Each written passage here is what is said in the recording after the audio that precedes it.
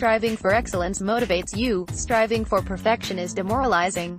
Harriet Braiker. The last 3 months I've been trying an experiment. It's something that I've never done before, and in a certain way, it's been a huge challenge.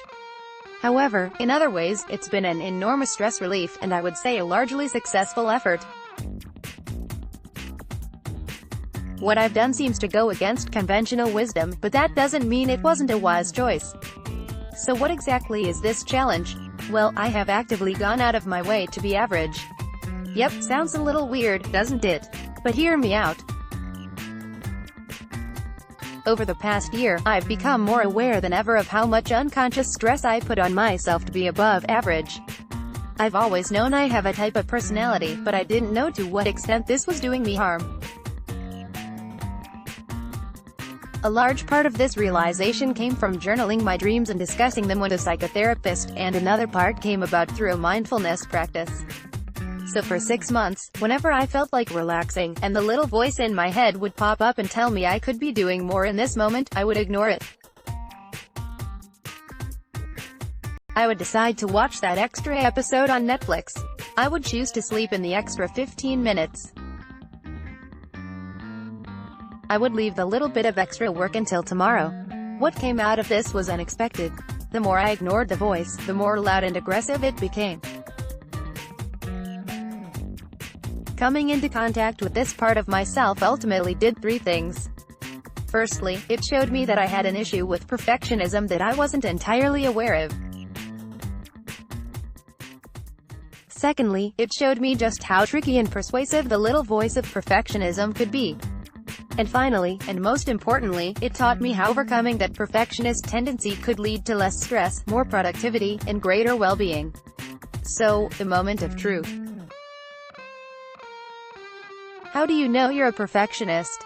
You often feel weighed down by fear of your goals not succeeding. You're constantly looking for the right moment to do something. You have a persistent sense of dissatisfaction with what you've achieved. You obsess over small mistakes that have little impact on the big picture. You neglect self-care in favor of achievements. I came up with 5 psychological strategies to overcome this perfectionism.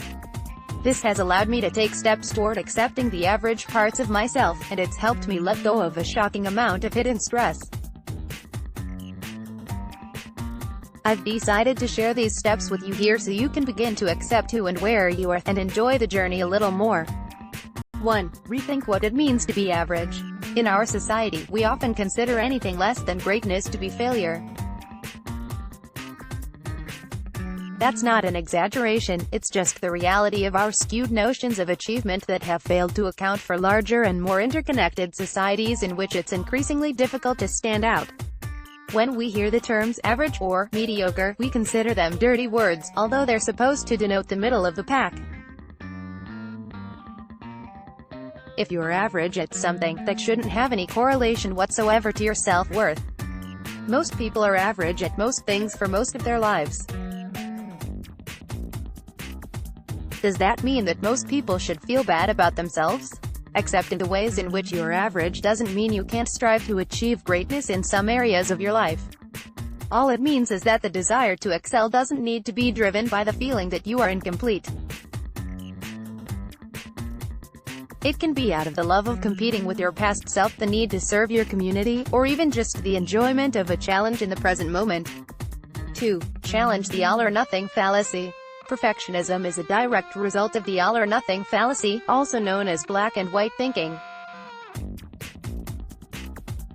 When we believe that our value is completely tied to our achievements, for example, we cannot help but obsessively strive to do everything the right way, because any mistake would undermine our entire self-worth. We can also see this when we look for the one perfect moment to get started on something, when we put all our efforts into one project and neglect our health, and most toxically, when we try to evaluate our life against the overgeneralized boxes of success or failure. When you see this type of thinking emerge in your psyche, challenge it, and replace it with more nuanced explanations. For example, I used to believe that I was either being productive or lazy. When I was being productive, I wasn't being lazy, and when I wasn't being productive, I was being lazy.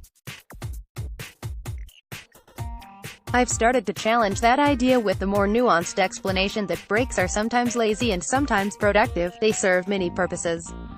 They can be reinvigorating, rewarding, and sometimes need no justification. 3. Become friends with what you don't know. Another key trait of perfectionism that I saw in myself is a strong desire to control outcomes. We have this tendency partly because we have a heightened fear of things not going the way we want or expect. In part, this is because perfectionism creates stress, and when we are stressed we start to become more susceptible to cognitive biases. For example, we may believe that if things don't go the way we anticipate, everything will fall apart, we will lose out on opportunities, or we will be criticized by others. One way we can counteract this attitude is by becoming more comfortable with the unknown. You can only ever influence a certain amount of any situation you're in, whether that's work, money, or relationships. I have become more comfortable with the unknown by journaling about my fears over time. By seeking out counterexamples of when your fears haven't been true, and they often aren't, you can see how worries about the future are exaggerated by the brain, and you can start to gain more control over your emotions. It may also help to practice setting a wide range of goals, with varied levels of difficulty.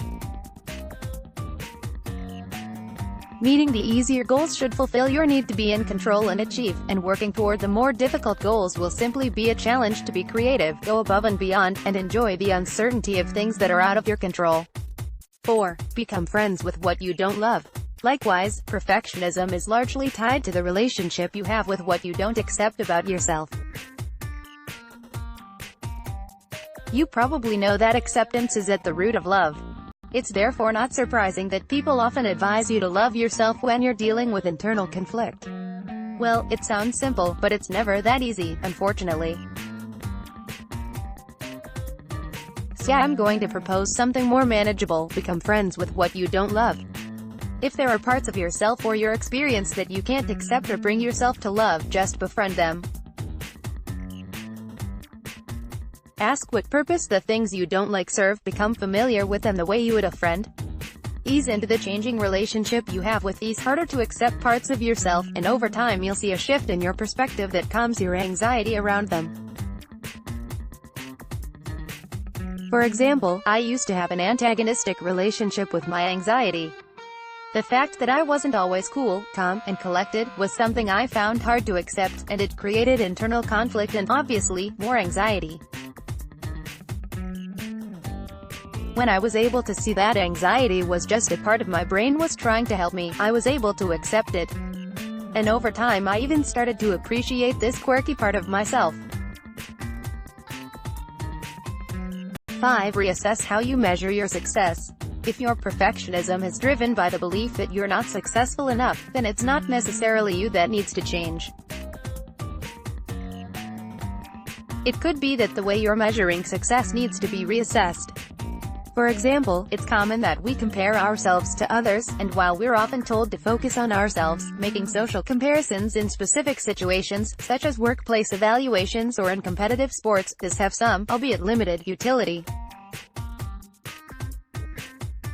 If we didn't make these comparisons, it would be difficult to see how we were improving and in what roles we could most help the group. When you start to generalize this idea to the rest of your life, however, that's when it becomes a problem. If you start to tell yourself that so-and-so's life is better than yours or that he or she is more successful than you, that's almost always a generalization. What makes a life better? What does success mean? Are we talking about financial achievements? Free time? Deep relationships? Take a closer look at how success could be more effectively defined in your life. My own definition of success used to be based on how well I compared to people in my life in standardized measures: money, relationships, novel experiences, etc. Now I see success as how well I'm able to find meaning in the present moment, stay motivated for the future, and spend my time working on something that helps me, the people I love, and the rest of the world. All of the elements of my definition may not be relevant to anyone else, but because they are more fluid and flexible, and can grow with my personality, they prevent me from falling into the habit of perfectionism. To bring this all circle, consider this: you can be average in one area and successful in another. This doesn't mean you don't have value, are not worthy or love or respect, and don't deserve some downtime every once in a while. Being average is normal, and it's not an indicator of worth. You have inherent value just as you are. And if you should want to obsess about a project or be a little bit of a perfectionist every now and then, that's fine. But be driven by the love of the creative process itself, not the anxiety that you can never do enough. What experience have you had with perfectionism? Have you used any of these strategies to find more peace of mind? Let us know in the comments. We'd love to hear from you. See a typo, an inaccuracy, or something offensive? Please contact us so we can fix it. Let's block